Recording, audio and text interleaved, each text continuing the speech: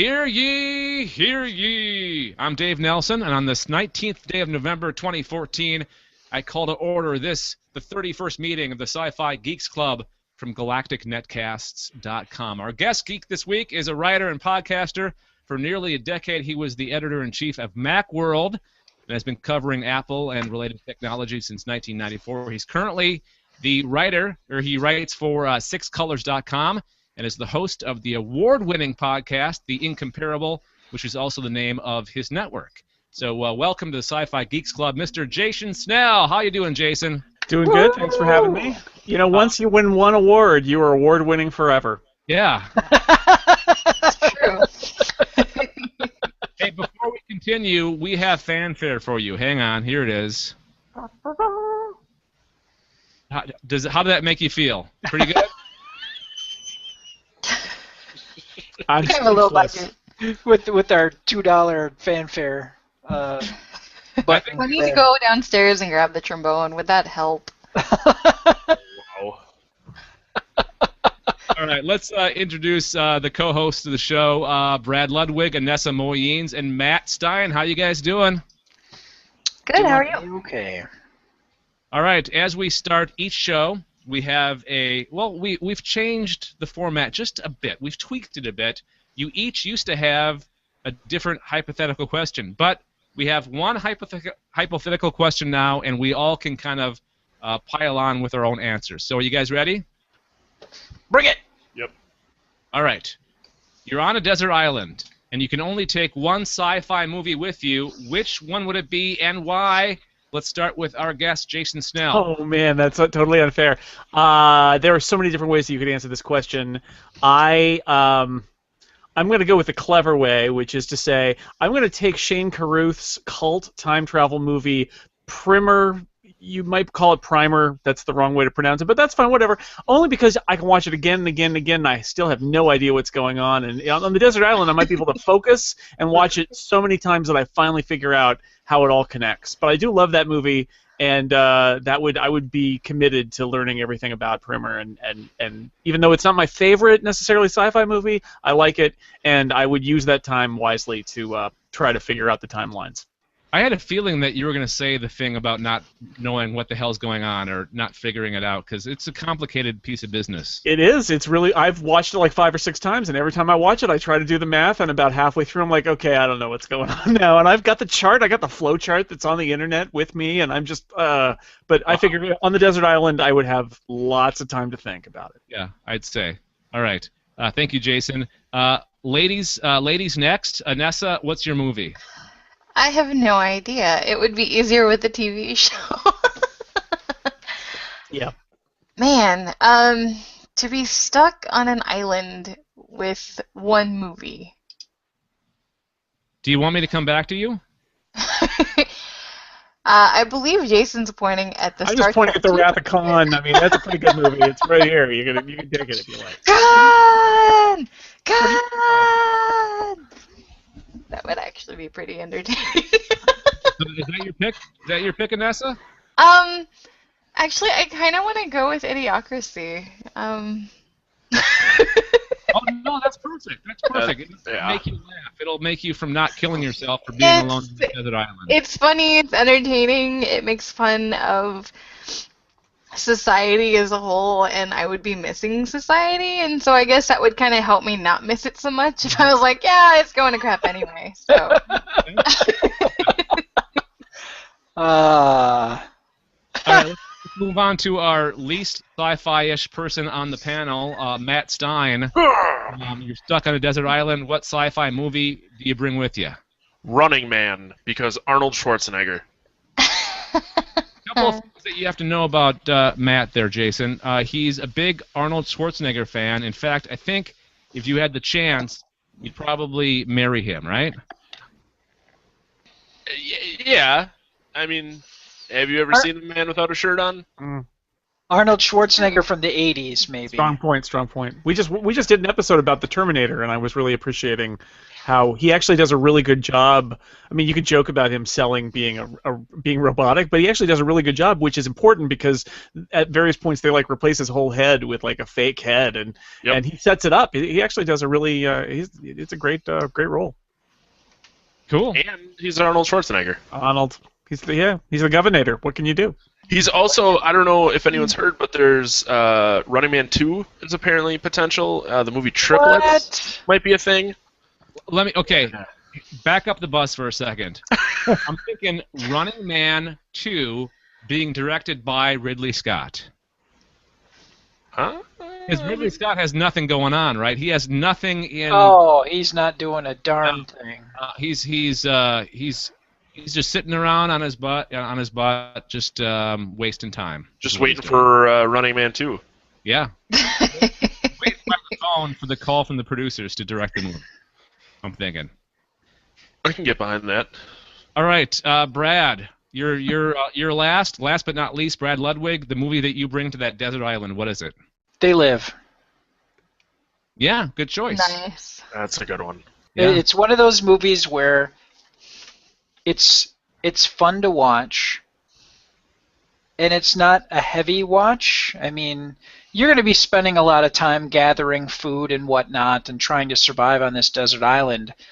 Why not have a movie that you can play and come back to at any point and go, oh yeah, I know where I am. Mm-hmm. You have to break to battle the killer monkeys that are attacking you. You have to take a break to actually find food to survive, so I could see where that would come in handy, definitely. Yeah, I think it would be... Yes? Oh, no, I was going to ask what Dave's movie would be. God. You know what? I want to take the easy way out and go with Jason's poster. Star Trek II: The Wrath of Khan. Hey. Yeah. Definitely could watch that over and over again, and I have. So, Kirk, you're still alive. Ricardo Montalban is just so over the top. He was the best. He was the best villain. From hell's heart I stab at thee. And his chest was like crazy smooth and distracting. It was weird. Oh. I just wanted him to like whip out some Corinthian leather and put it on the captain's chair. Boom. You know he would have. He would have gotten there if they had survived and taken the, because that's that's what his second in command was. He's like, sir, we got a ship. Let's just get out of here. And he's like, no, I must kill Kirk. And it's like, we could get some Corinthian leather. We could tool around the galaxy, but sadly, not to be. Not to be. Get some more chest waxing done. They can do an alternate universe version of what happened. What would have happened if he would have survived? Because of course they're doing the alternate universe with the new Star Trek movie, so why not do it with another alternate universe with Ricardo Montalban? We can dream. Yeah, that's all we can do right now. All right, thank you very much, guys. Let's start off the show with a little section that we call SciFi Bites. These are just quick headlines. You can comment on them if you want. You don't have to if you don't want to. So, HBO officially announces the Westworld series based on Michael Crichton's hit book and cult movie from the 70s, set to star Sir Anthony Hopkins and Ed Harris. The network describes the show as a dark odyssey about the dawn of artificial consciousness and the future of sin.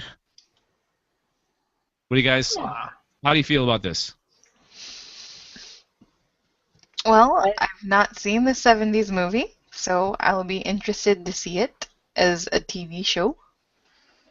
Yeah, I remember seeing part of the movie, but not all of it. So I'm kind of interested to see what happened, and they announced it with a video. Yeah, really creepy video. Yeah, I'm kind of interested. I've been hearing about it, but I haven't seen it yet. So I want to watch that clip and see what it's all about. I think HBO's definitely the right place for this. And isn't Christopher Nolan's brother producing it or directing the first I think so. Some kind of involvement, right? There's a Nolan in there somewhere.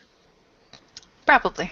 Jason, have you seen the original? It's Yul Brynner as the robot gunfighter. He's actually pretty cool.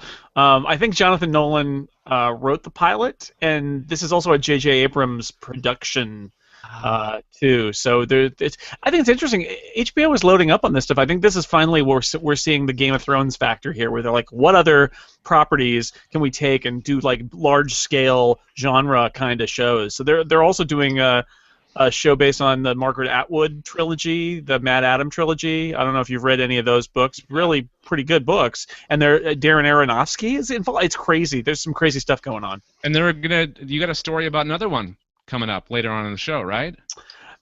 Yeah, I think I saw that. Yeah. There's a lot going on. There's a lot of crazy sci-fi TV happening right now. Adaptations.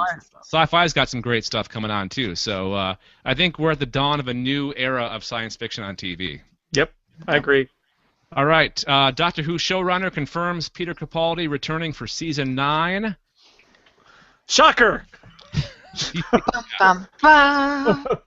Now, the big question is, Clara Oswald, not sure if she's coming back. There's rumors going around that she may leave after the Christmas special. So I know that Anessa is pulling for that to happen. I really hope so. I'm done with her.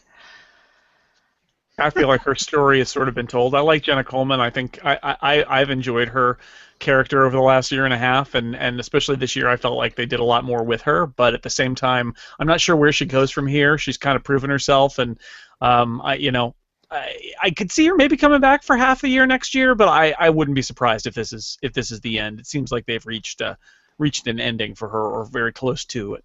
Yeah, I think they've reached a good point to kind of tie the final knot, I suppose, in the Christmas special, and then just move on to the next companion. And I do think that there needs to be a new companion, not just because, I enjoyed Clara, but I think they spent a lot more time on her than they did with the new Doctor. To me, I think they could have given Capaldi a bit more camera time, more storyline, rather than her coming to terms with him being the Doctor. And I want him to be able to shine more as the Doctor and a little less focus on the companions. He does such a good job too. I can't wait for more Peter Capaldi. That's for sure. All right. Second to last sci-fi bite here. The new Universal monster movies will be taken out of the horror genre. Basically, they're doing a comic book universe treatment on the classic Universal monsters, like the werewolf and Dracula, right? Who else? Frankenstein. The Invisible Man, and Creature from the Black Lagoon, I believe, is also on that list. Wow. Yep. So basically, they're going to be set in modern day, and they're going to be less horror and more action. So how do you guys feel about that? Together, they're the Avensters. Half monster, half Avenger, all something. I don't even. Isn't that weird? Isn't that a weird idea? I guess the Avengers, you make $1 billion, and everybody else is like, oh, I want $1 billion. What do we have? Yeah. Well, you can kind of tell there's the Avengers effect with the whole DC trying to catch up with Marvel. Right. And now everybody's like, I heard that there's going to be a Robin Hood type shared universe deal that's going to be made. I think it's the dawn of the shared universe world now. Who is Robin Hood sharing his universe with? I don't know. I guess we're going to find out. All right, and finally, Glen A. Larson passes away on Saturday after a long battle with cancer. Of course, he had his hands in a lot of TV shows.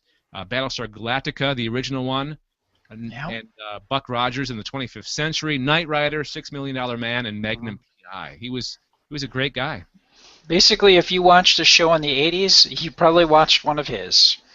Yep. Yeah, I grew up on his shows, and Knight Rider was an obsession, a Friday night obsession for me as a kid. Magnum P.I., I would argue with Styles, is one of the best action adventure TV shows ever made, certainly from that era, the classic TV era, before there was continuity and story arcs and things like that.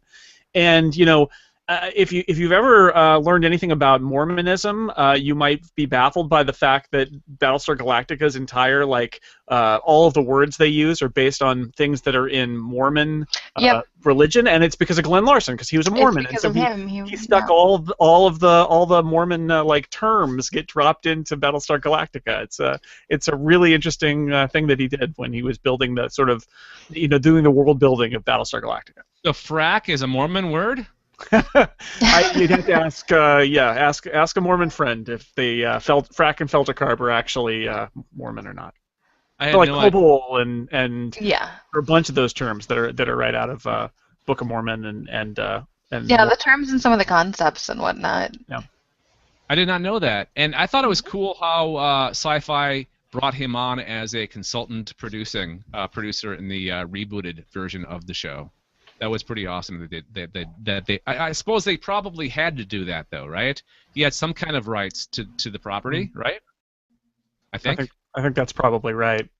But I think he was happy that his concepts were coming back to life. I mean, the knock on him always was that he did knockoffs of other shows. So Star Wars was big, and so he's like, all right, I can get you Battlestar Galactica, I can get you Buck Rogers, I could slide these in here and take advantage of Star Wars being popular, and that was always.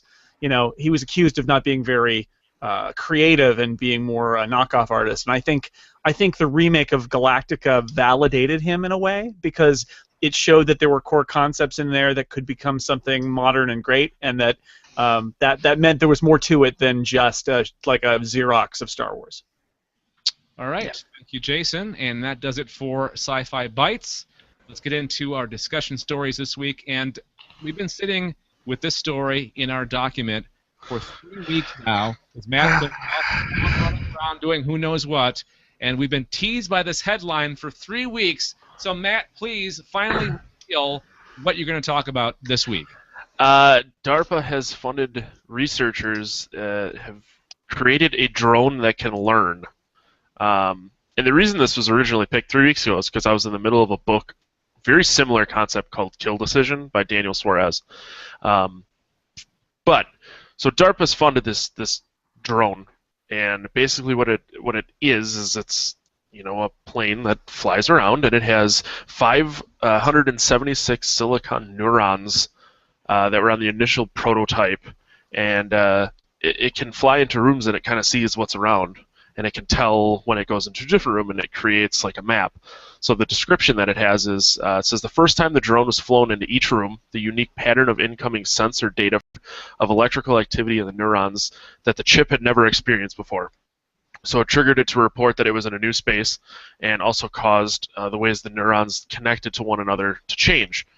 So it's basically it's a crude mimic of an actual human brain, which is kind of cool. I guess it depends on where it goes from here. And why I got initially really interested in this is, like I said, I was reading that book, and in the book, there's a researcher who's doing research on weaver ants and their swarming techniques, and basically terrorists have stolen the programming for the weaver ant models and imported it into these drones, and these drones are attacking these people that they say, go find these people, and these drones basically go and kill these people on their own. So it was crazy timing, to say the least, that this was such a far-fetched idea when I started the book, that you're just going to create this drone and it's going to basically go do whatever. It can fly around, it can see stuff, and it can make a decision on where it is and what it can do. And now DARPA is actually funding it, which is scary. I mean, I know we've talked about Amazon drones and them delivering stuff, and the concept of something just kind of showing up, just flying, whether it's human operated or it just knows where to go. It's kind of scary, the technology that we have, and this is just another realization of what they can come up with given time. And of course, we always make that Skynet joke, right? Yes. It's just one step closer to being so overrun with technology that you can't control it. So what do you guys think is going to happen to stop the development of drones? Because they seem there's a leap forward in drone technology all the time. Do you think there's going to be an incident that happens? Like I was watching an episode of Chicago Fire, and a kid that was flying a drone, hit the propeller of a helicopter, causing the helicopter to crash. And that seems like something that might stop the popularity or the development of drones. What do you guys think? Something really bad is going to have to happen for it to stop. And it's going to have to happen to someone notable. So if a drone, but you laugh, Brad, but I mean, unless a drone accidentally kills someone really famous and it becomes very noticeable to the public, I don't think anything is going to stop it. Or maybe a U.S. military drone accidentally firing on, well, maybe not friendly fire, but maybe the wrong enemy, like the. Mm-hmm. No, that's true though. Maybe an Iranian target by accident. And so touching back on the book Kill Decision, the main concept was that all these drones that could go and find and kill someone, there was always a human who had the kill decision. So it would confirm its target, and a person would have to say, yes, that's who you need to kill. So they could go that route, where there's always a human being always gets the last say. But you have to assume that someone's gonna, pay attention. Yeah, someone's got to pay attention to make that decision. Technology goes wrong every day. Things break, things crash, things go haywire. You can't tell me that a drone can't do the same thing. It's just a different piece of technology than a computer. Not even. It is a computer. Yeah. So, Brad, Jason, your thoughts on this? Wow. It just seems like a dangerous first step, and it creeps me out. well, it's the public. It's the first step in the public eye. So you don't know what they've done prior to actually admitting that this was happening. It's very true. Yeah. You laugh at me, but you know I'm right. I don't know whether I'm being optimistic or pessimistic. I think that the drones are going to be with us in all forms from here on out, and that's going to be an interesting challenge. I'm actually reading William Gibson's new book, The Peripheral, which has a whole lot of drones in it, and I think they're going to be around for something like a weaponized drone. One would hope that the self navigation and all of that will be possibly remote controlled, but that when it comes time to arm the weapon systems, that there's a human being making those decisions, because I think that's ultimately the most terrifying thought about this, is that you're going to have a drone that just decides when to kill people, and that what could go wrong, as our notes point out. How could that be bad for a robot drone to kill everybody? But I don't know. They're not going away. I feel like this is one of those technologies that we need rules, and we need to know what they're allowed to do and what they're not allowed to do, and the military applications of it are the scary part, where it gets to the point where there should really be a person in the chain of command who's saying, yes, we're going to drop this bomb, yes, we're going to fire this gun. That's the part that I think is the most important. Yeah, the two scary parts, number one is self-aware drones, eventually, and number two is too many drones in the sky causing accidents. So there's got to be some kind of regulations. They got to put something together, because they're permeating the skies of America and the world right now. All right, let's move on. We got a second DARPA story. What the hell? Brad. Well, I just saw this today, and this story comes from Gizmodo. And there was an interview with the DARPA director, and there was the question posed, okay, we've got Google and we've got other companies that have purchased other robotics R&D based companies. Are you threatened by that? And the response to this was really, really interesting. So Google had purchased Boston Dynamics, but then they vowed to exit the military robotics market. And the interviewer, who was his name? Patrick Tucker, asked Prabhakar, Arati Prabhakar, and I'm totally probably massacring that name, and I apologize. Asked them if they were worried about an innovation gap with Google. And kind of jokingly wondered if Google was DARPA's frenemy. And what's interesting is the response is he seemed to kind of be like, what are you talking about? That's complete crap. They're not adversaries. And his response was, national security is not really about us versus a private company. They're not an adversary. They and we are worried about the problems of the world. They're going to try and make money on it. That's what they do as a private company. And we're going to try to deal with it from a perspective of national interests. I want to harvest what they and many, many others are investing in and driving technology forward, which makes a lot of sense. That's kind of been their MO all along. As long as they can make money off the advertising, then they're happy. Now, they said that a third of spending on research and development in the U.S. is currently coming from the government, and 2/3 is coming from the private sector. In the years after World War II, that ratio flipped, and now 2/3 of R&D spending comes from the government and 1/3 from private sources. If you look at the percentage of GDP, the private sector investment in R&D has just grown and grown and grown over many, many decades. That is the innovation economy that we're all living in. DARPA has always used contractors to develop groundbreaking technologies, but they clearly lean on private enterprise to spur technological advancement now more than ever. When we invested in technology, DARPA could do that with the confidence that we've had, 10, 20, maybe 30 years of technological advantage over the other party. That is not the world we live in today. I went on to explain that this is a fantastic development, but that DARPA was well aware that these technologies were not being developed solely by U.S. companies for an American market. She went on to refer to the globalization challenge that DARPA now faces in staying ahead of military adversaries. So, we've got a lot going on. DARPA has always been the military branch of R&D in technology, and it's kind of interesting to see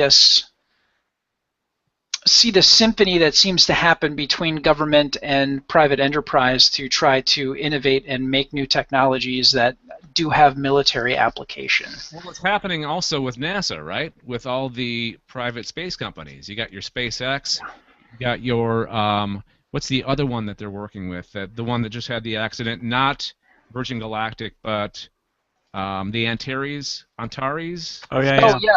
Yep. Who's that again? The company? You guys know? No, that was the Antares rocket, I think, was the... Yeah, but what's the company name?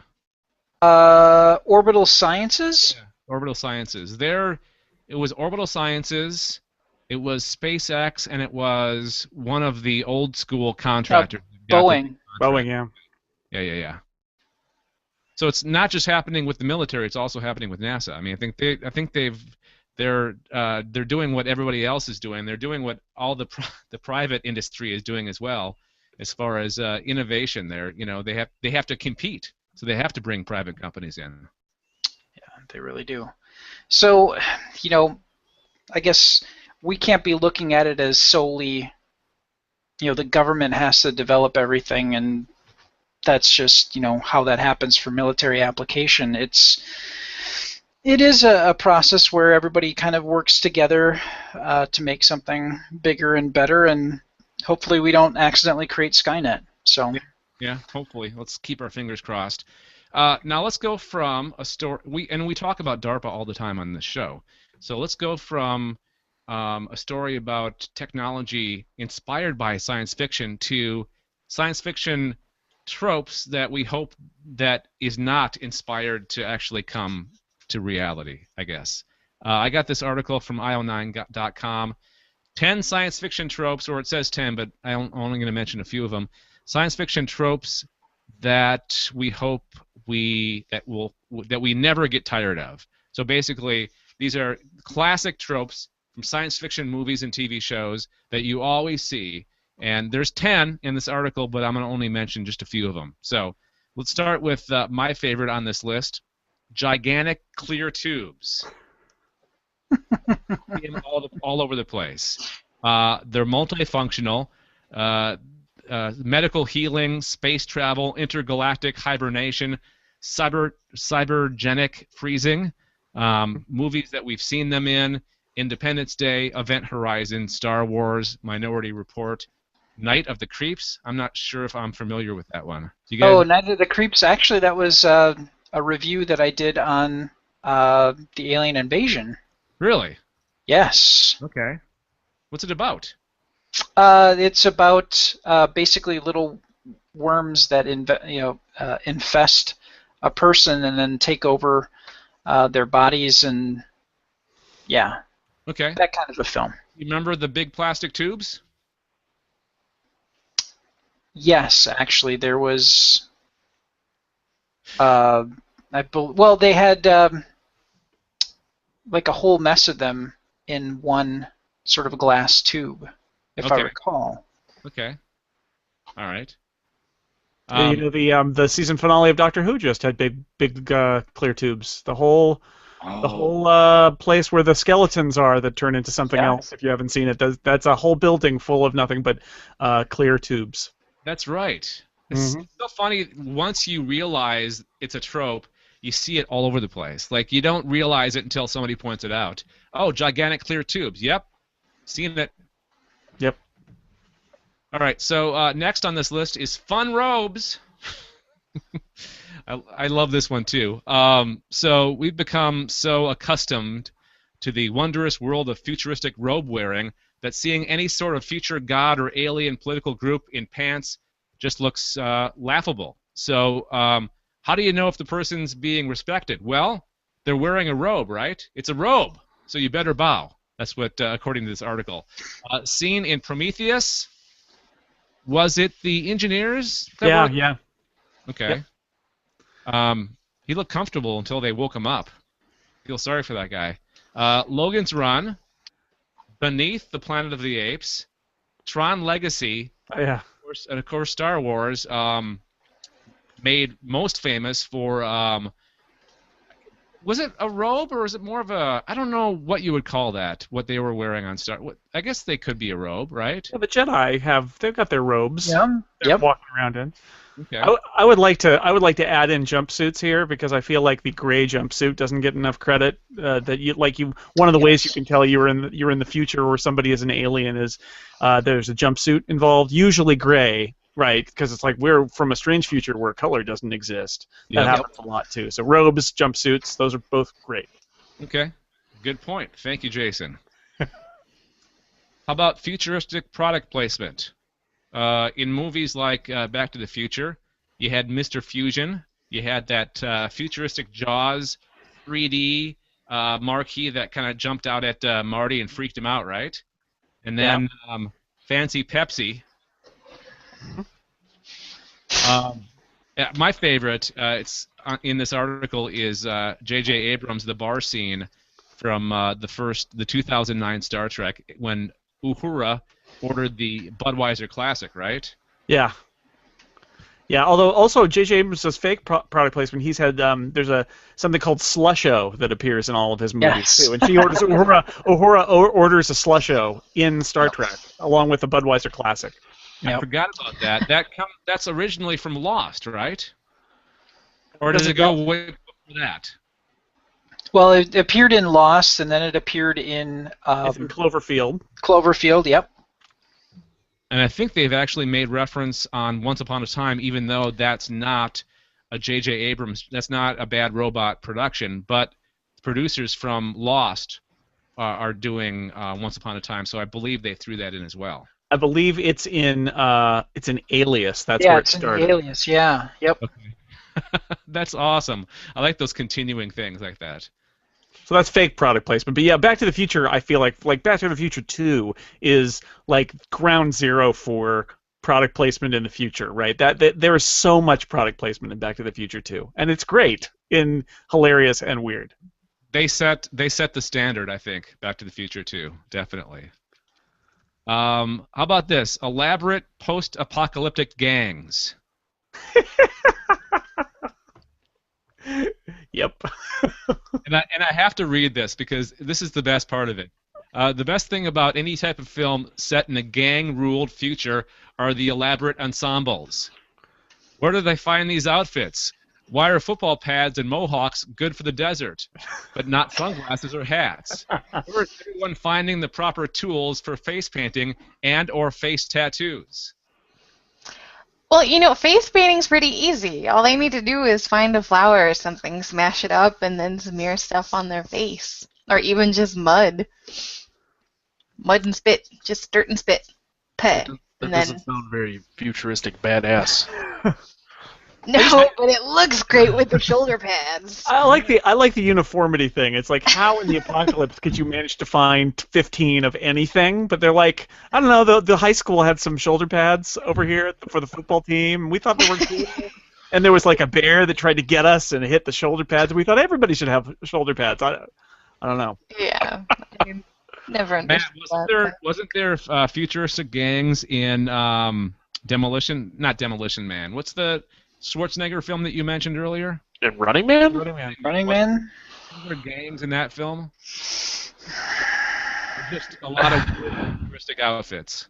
Yeah, well, It's just okay, the so outfits. the outfits are worn by like the I don't even know what you want to call them. The skin tight suits are worn by the contestants on the show, and then what, Brad? Oh, no, go ahead. Go ahead. Oh, there's weird suits worn by, and the word escapes me, which makes me a terrible human being. But like the badasses that are sent in to kill. Okay. And so they each have their own. So like Sub-Zero is an ice guy, so he comes in like a full goalie hockey getup, and like the fire guy, there's an electric guy who has like lights running around his back and all this stuff. So that's where the crazy suits come in. But when you mentioned this, the first movie I thought of was Johnny Mnemonic. Because there's a gang in that movie called the Low-Techs that are led by Ice-T. And they're like wearing like these big long trench coats and all this crazy stuff, and they're supposed to look like old school. What was that film from the 1970s? It was all about gangs. The Warriors. Warriors. Yeah. I think that. Speaking of setting the tone, I think that movie set the tone for futuristic gangs. Probably. Very much so. And what was I was thinking of one other film too. Escape from New York. Yeah. That and Escape from L.A. Yep. Yep. I choose to believe that Escape from L.A. doesn't exist. I think I saw Escape from L.A. first, but I was also like 7. Yeah, you're of a different generation, Matt. So. Back in my day, we enjoyed futuristic gang films like The Warriors and Escape from New York. Hey, I like the movie The Warriors. Matt's generation likes the prequels, the Star Wars prequels, more than the original 3. So. Hey, Matt, would you say you can dig it? I can dig it. We can dig it. Can you dig it? I'm inclined to disagree with Dave on the Star Wars thing. What? Maybe they're just being a hipster. Well, because Dave said that Matt's generation is more inclined to like. Do not lump me in with those of my age group. I know, but I mean, I anything. worked in a university. I encountered like younger people than The youths. myself, and the ones that talked about Star Wars always talked about the originals. Really? Okay. Mm-hmm. Well, maybe you're And I right. mean, they would mention the newer prequels, but they favored the originals. Well, maybe it's So you can't just. Maybe it's an even younger generation than that, because when did the prequels come out? The first one came out in 99. The first one came out in like 99. Yep. Okay. So maybe they're not quite to college age yet. The ones that really kind of grew up with those prequels. Because I went and I saw the prequels. Well, I went and saw the first one in 99, and I waited in a ridiculously long line to see it. But, I mean, I had grown up watching the originals and the various spin-off cartoons that came from it. But yeah, I mean, you would probably have to get people that were born in the mid to late 90s. Okay. All right, that makes sense. Have them, and even then, like, it's really difficult to say because then you might have their parents be like, "You need to watch, the original one." Well, let's hope. Don't watch the Phantom Menace. Let's hope they. You're grounded. You watch the Phantom Menace. You never know. Like, you really never know. But yeah, as far as like my encounter with people and talking about Star Wars, they seem to acknowledge more the original 3 than the prequels. So. All right. Okay, one final trope that we hope never goes away, and I made mention this earlier, futuristic slang. For example, BSG, frack, instead of the normal F word, which I'm not going to say, because I don't want to have to go back in and bleep it out when I do the editing of the You could, and just keep a mental podcast editor right there, yeah. Dave, that is a white person problem. I don't want to have to go back and edit my swearing out of my internet radio show. You don't realize, and Jason would back me up on this, it's hard to find that one spot where that one thing happened that you have to edit out.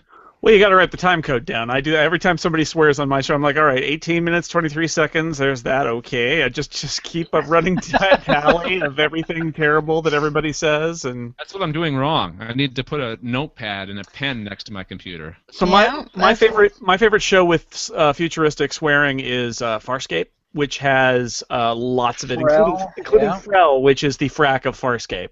What is it? Frel. Frel. Yeah, and there are many more. Dren.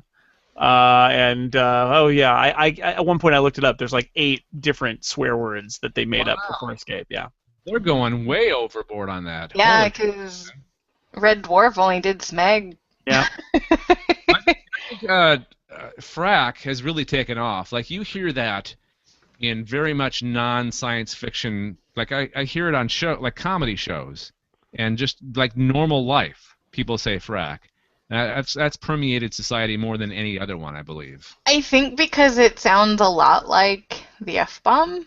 Mm-hmm. It's 4 letters, begins with an F, ends with a K. Yep. It's short. People will get the point. Whereas if you start tossing out like Red Dwarfs, Smeg, they're gonna be like, what? So at least it sounds close enough, and it's not just using like freaking or whatever other substitute for the F word is. So, it's short and to the point, and people pick up on what you're trying to say. Firefly, of course, had the English-Chinese mashups. Gorum, and Shiny. Shiny. Yeah, Shiny's another one that a lot of people use. Or you hear it mentioned, like, as an homage to Firefly once in a while in other shows. Yep. Yeah. Mm-hmm. All right, so if you want to get more of these tropes that we don't want to go away out of our sci-fi, check out the link in the show notes to the podcast, and you can get the whole list courtesy of io9.com. All right, let's move on to Anessa. Anessa, what you got there? Another new science fiction magazine has just joined the internet. Woohoo! Vice magazine, which is already writing about science fiction via its Motherboard website, has launched a sci-fi magazine called Terraform, with stories by Cory Doctorow and Bruce Sterling. But the interesting part... Cory's great. He's from boingboing.net. But the interesting part is they want more fiction to go viral. And so Terraform is going to post new stories every week to a number of other web magazines. And just like Tor.com and some other online publishers, they'll mingle their fiction output with the articles and stuff on Motherboard. But their launch essay makes a point of saying that they hope that these short fiction pieces make it onto social media in a way that short fiction all too seldom does. How are they going to do this? By, quote, seizing and playing upon or off the zeitgeist. So if everybody is already freaking out about drones, they'll publish a story that has to do with drones and become part of the conversation. This is a tremendously ambitious idea, one that would presumably require having a lot of stories in inventory waiting for the right news cycle. But if it works, it could make science fiction part of our discussion of technology and science in a new way. So I thought that was kind of cool. That is awesome. Because, you know, videos are popular, GIFs are popular. What else? Funny memes are popular. So why not make science fiction short stories popular as well? Yeah, and I mean they could even have one about memes or something. Yeah. How memes are created by aliens to control the population's mindset or something, or to distract the population from what's actually going on with cat videos during their alien invasion. Quick, somebody write that. And you know what? This may get more people to read too. If it's something that people are interested in, and if the short stories are short enough, if they're digestible, then I think it might get people to sit down and read a story once more than they do currently. Yep. Yeah, I think it's a good idea. It's a nice approach that they have to trying to get more stories out there and onto social media and read. So hopefully their plan works. Fingers crossed. I love the idea of treating sci-fi as like science fiction as news is such a great idea because it can be so topical. It can speak to modern issues, and I think Vice is a great platform to reach a lot of interesting people with that kind of speculation. So it's an awesome story. Yeah. I had an idea for a podcast a couple of years ago. I never implemented, but it was an idea for a while to sci-fi the news. Like take a news story and just maybe have a couple of people and just sitting around, like kind of spitballing, how would you make a news story but put a sci-fi angle on it? Like snowstorm in New York. Maybe it's not caused by a lake effect. Maybe it's caused by aliens, that kind of thing. So it's kind of goes along with what I was wanting to do but never did. That's a great idea. Mm-hmm. Maybe Jason and I should do a podcast together, and we can do that. Yeah, see, what you do is you take all that snow from the lake effect and you bottle it like in giant trucks and send it to California because we have no water here. So yeah, there's quite the disparity between every other part in the world and California right now. It seems. Yeah, we're all going to die, but we're going to be comfortable doing it. Yeah. All right. Have you any of you guys read anything off Tor before?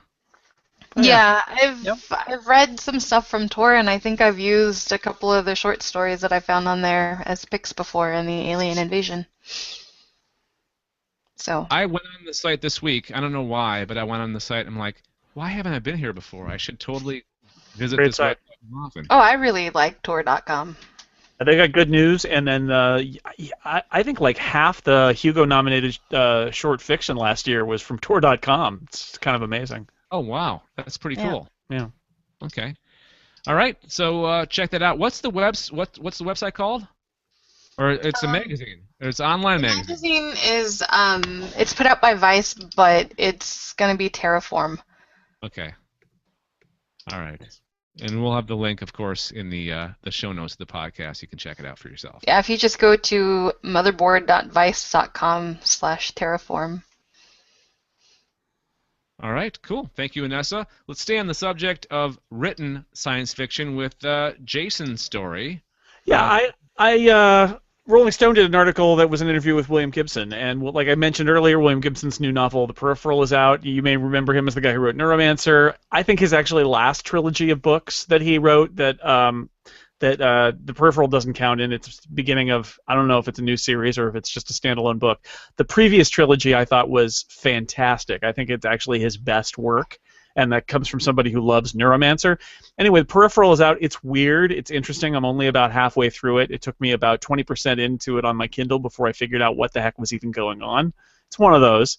But Rolling Stone did an interview with him, and it's an interesting interview. He's an interesting guy. It's worth reading it. But what I wanted to mention was just more like that you could literally make a drinking game out of William Gibson interviews, because everybody is going from the same notes, and I feel like I've read this interview over the last 20 years, and it's never any different. It's, your father died when you were young. How did that affect you? You grew up in Virginia, but now you live in Canada. How did you get to Canada? What's Vancouver like? Did you take LSD? Did you? Oh, I can't believe you didn't see a computer before you wrote Neuromancer. Is that true? And it's like, yep.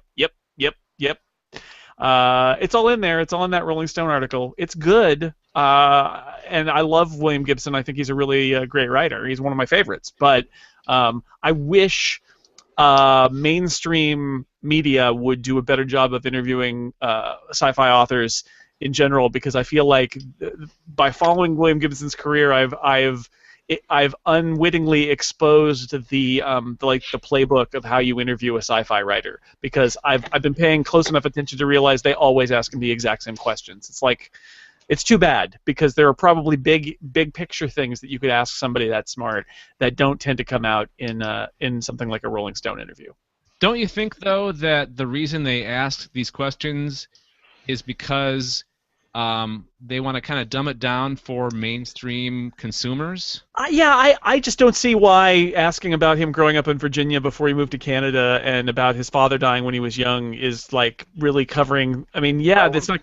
You could cover new. It's not covering new ground. You're like trying to recap for people, but it's like, well, you got somebody there who's thinking about the future and talking about the future. Perhaps you should talk to him about those things a little bit more and not retread sort of like how he came to be here, because that's really boring. But he's an interesting guy, and the stories are fascinating. The fact that he did write Neuromancer on a manual typewriter, it just kind of blows me away. And if you haven't read Pattern Recognition, which was from 2003, the start of that sort of latter-day trilogy that he did, I highly recommend it. It is a fantastic book.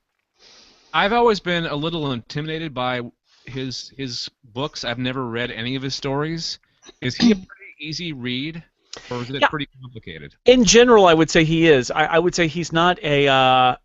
you could argue like Neuromancer. I mean, Neuromancer is a pulp story. It's not highfalutin in any way. It's legendary. I mean, he's a very stylish writer, but it's not in an impenetrable literary way, I would say. He's writing...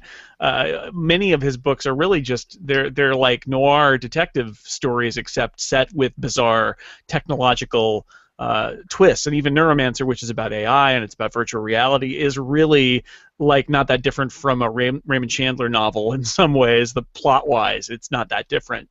And Pattern Recognition, I think these days I would recommend to more people as being a more accessible place to go, because it's basically set in the it's not quite the present, but it's very close to the present with tech added, advanced a little bit.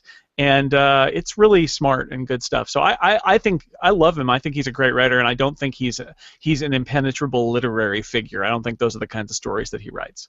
Did he write Snow Crash? Is that his? No, that's Neil Stephenson, who is different, similar, but different.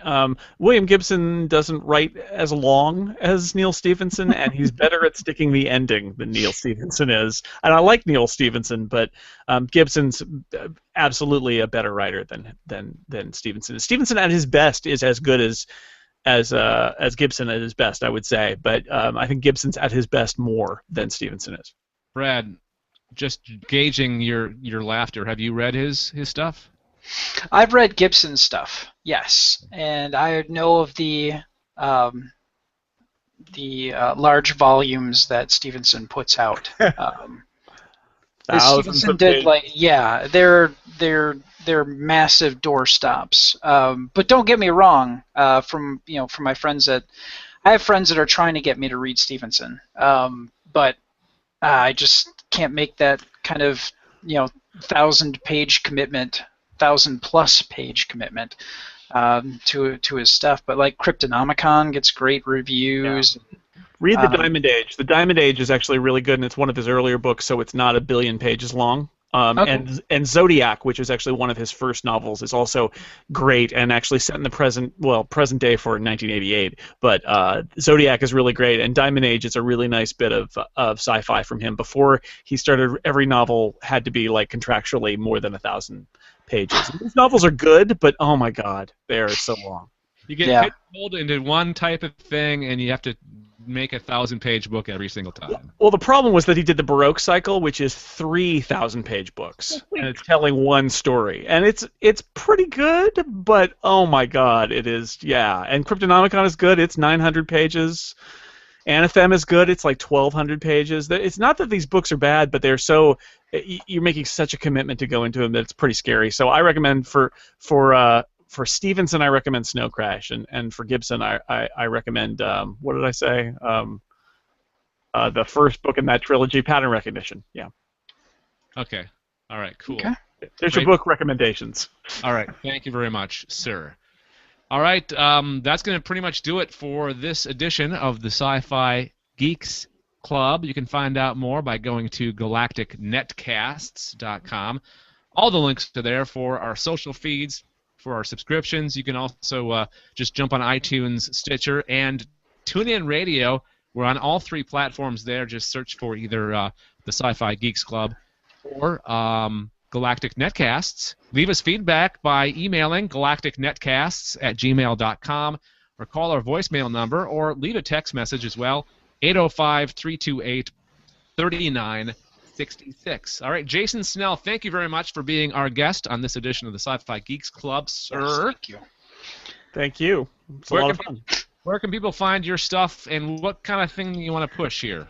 Well, I think, given the subject matter here, I would love people to come visit theincomparable.com, and we've got lots of shows. We got the main podcast. We got a Star Trek podcast that's a lot of fun. We got a Dungeons and Dragons podcast. There's a lot there, so check that out. And you can also reach me on Twitter @jsnell. All right, thank you, Jason, and thank you to the panel, Matt, Brad, and Nessa. Good to have the whole crew back together again. Matt, don't be taken off for weeks at a time again, please. Yell at work. We Not me. missed you, Matthew. I missed you guys too. Although I think on the next episode you're not going to be here because we're doing it Thursday. If we can work around your soccer schedule. Sorry, I like to try and remain active and work all the time. We are taking the week off for Thanksgiving, but we'll be back the first week of December with Justin Robert Young from Weird Things Podcast and the Night Attack Show. So that ought to be interesting. He's an interesting character, and can't wait to be talking to him on the next edition of the SciFi Geeks Club. Until then, I call this meeting adjourned. Hang on. I got to find the... Here it is. All right, we'll talk to you guys next time. All right, sounds good, Dave. Bye. Bye, Dad. There it is.